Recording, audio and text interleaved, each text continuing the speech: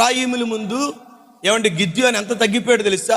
300 మందితో లక్షల సమానమైనటువంటి మిద్యానీలు తరిమికొట్టి వారిని ఓడించి వారిని వారి చేతిలో దేవుని చేత గెలుపొందినటువంటి ఈ గిద్యోను ఏమయ్యాడు తెలుసా? ఎఫ్రాయిముల ముందు తగ్గిపోతాడు. ఒకవేళ గిద్యోన్ని అడుగుదాం, గిద్యోను ఎంత విజయం సాధించి నువ్వు ఆఫ్టర్ ఆల్ వీళ్ళ ముందు ఎందుకే తలంచుకుంటావు? వీళ్ళ ముందు ఎందుకు తలంచుకుంటావు? నువ్వు ఎంత వీరుడివో తెలుసా? నీకు ఎంత టాలెంట్ ఉందో తెలుసా? నీకు ఎంత బలం ఉందో తెలుసా? నువ్వు ఎంత పాడగలవో తెలుసా?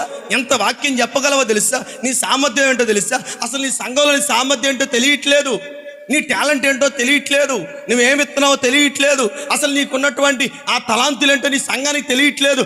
రా, నేను పక్కన తీసుకెళ్తాను, రా నీ టాలెంట్ నేను చూపిస్తానని ఒకవేళ వచ్చారనుకో, నువ్వేం చేయాలి? ఏం చేయాలి మనం? అలాంటివి మనకొద్దమ్మా. నా సంఘంలో నేను